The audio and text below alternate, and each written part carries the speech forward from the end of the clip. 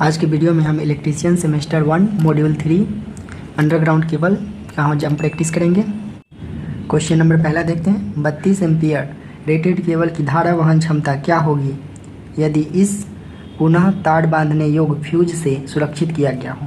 यानी इसमें पूछा जा रहा है डिवाइडेबल फ्यूज में हम लोग जो वायर बांधते हैं तो उस वायर का रेटिंग कितना होना चाहिए वो पूछा गया है। तो इसको हम लोग देखते हैं।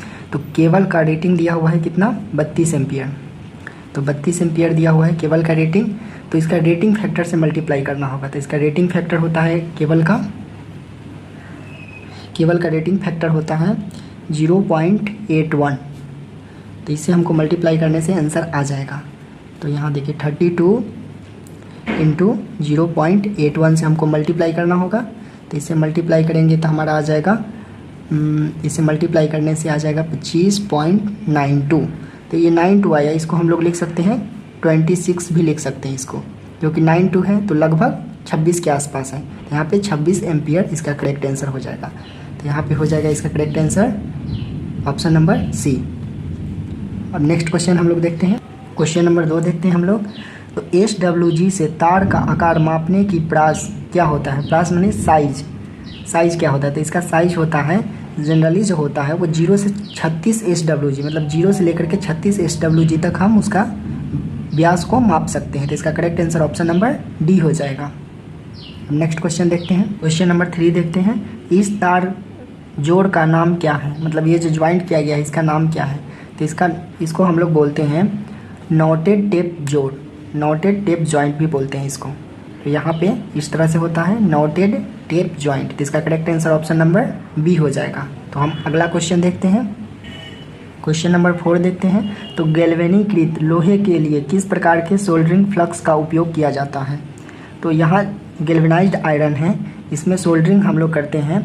तो इसमें कौन सा फ्लक्स का यूज करते हैं। तो इसमें फ्लक्स का यूज करते हैं हम लोग हाइड्रोक्लोरिक एसिड, इसको HCl भी बोलते हैं, HCl। इसका यूज किया जाता है गैल्वेनाइज्ड आयरन को जब हम सोल्डरिंग करते हैं तो उसमें यूज किया जाता है HCl फ्लक्स के रूप में।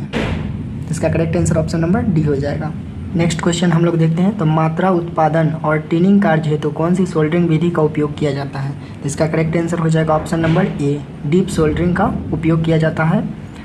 मात्रा उत्पादन और टिनिंग कार्य हेतु डीप सोल्डरिंग का उपयोग किया जाता है। नेक्स्ट क्वेश्चन हम लोग देखते हैं। क्वेश्चन नंबर 6 में देखते हैं हम लोग। इसमें इस भूमिगत केबल में X से इंगित भाग का नाम क्या है। तो यहाँ पे देखिए ये जो भाग आपको दिख रहा है, ये जो बना होता है ये GI का बना होता है, इसको हम लोग आर्मरिंग बोलते हैं। तो इसका करेक्ट आंसर हो जाएगा बी। इसका एक ट्रिक भी है याद करने का, इसको आप लोग देख लीजिए। इसका है CIS BAS। इसका मतलब होता है कोर, C का मतलब होता है core, I core insulation sheath bedding armouring serving. तो इसको आप लोग याद कर लीजिएगा, इससे बहुत सारे क्वेश्चन सॉल्व हो जाएंगे जो इससे रिलेटेड क्वेश्चन आएगा।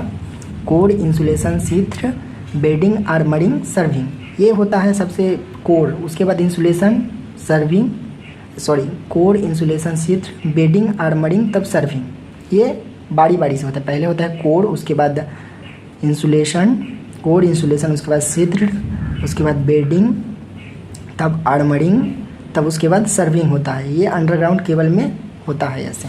तो ये बारी बारी से होता है। तो यहाँ देखिए, यहाँ बारी बारी से लेयर होता है इसका बना हुआ। तो ये लेयर के बारे में भी बहुत सारे एग्जाम में पूछा जाता है। तो लेयर के बारे में भी हम आपको बता देते हैं। तो पहला होता है कोर, दूसरा में होता है इंसुलेशन, उसके बाद होता है सीत्र, उसके बाद कोर इंसुलेशन सीत्र, उसके बाद हो जाएगा बेडिंग के बाद हो जाएगा आर्मरिंग,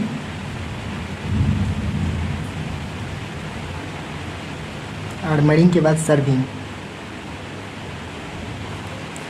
तो ये बारी बारी से होता है। पहला नंबर में ये, दूसरा नंबर में ये, तीसरा नंबर में ये, चौथा नंबर में ये, पाँचवा नंबर में ये और छठा नंबर में ये। इसको याद आप लोग ऐसे रख सकते हैं। इसका CIS BAS core insulation sheath bedding armouring serving. देखिए कोर है, इंसुलेशन सीत्र बेडिंग आर्मरिंग और सर्विंग। तो ये बारी बारी से होता है, पहले नंबर में ये होता है, फिर दूसरा में ये, तीसरा में ये, मतलब लेयर से। यहाँ पे भी देखिए, यहाँ पे आपको बताते हैं कोर, इंसुलेशन, छिद्र, बेडिंग, आर्मरिंग, तब सर्विंग है इधर। तो ये याद करने का क्रम है। क्वेश्चन नंबर 7 में देखते हैं XLPE का पूर्ण रूप क्या है। इसका करेक्ट आंसर हो जाएगा option number C, cross linked polyethylene cable. तो इसका फुल फॉर्म ये होता है। क्वेश्चन नंबर 8 में देखते हैं। तो 8 में भूमिगत केबल में सर्विंग परत का क्या उपयोग होता है।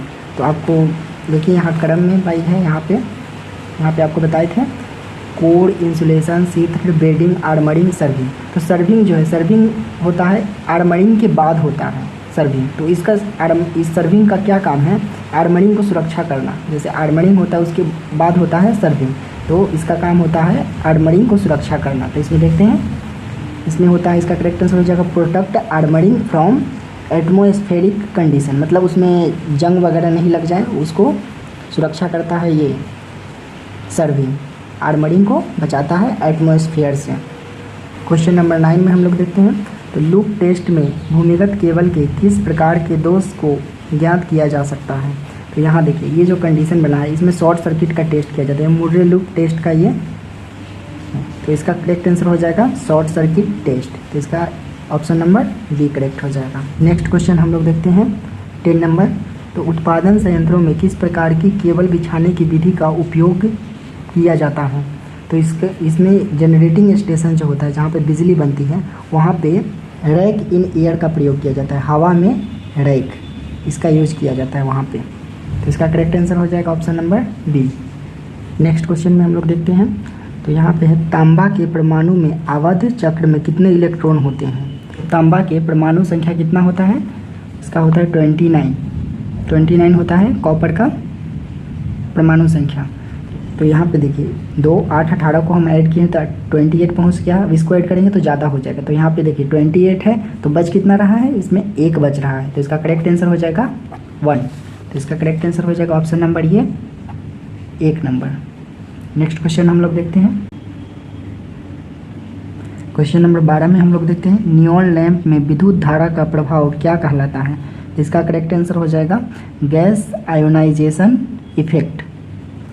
इसको हिंदी में बोलते हैं गैस आयनीकरण प्रभाव। क्वेश्चन नंबर 13 में हम लोग देखते हैं। तो कुचालक की प्रतिरोध इकाई क्या है। इंसुलेशन रेजिस्टेंस की यूनिट पूछा गया है। तो इंसुलेशन रेजिस्टेंस को हम लोग मैगर से टेस्ट करते हैं। तो मैगर का जो होता है वो मेगा ओम में होता है। तो इसका करेक्ट आंसर हो जाएगा option number D, mega ohm. इसका इंसुलेशन रेजिस्टेंस का यूनिट होता है मेगा ओम। मेगा ओम मतलब 10⁻6 ओम। ये इंसुलेशन का रेजिस्टेंस बहुत हाई होता है, इसीलिए इसको मेगा ओम में लिखा जाता है।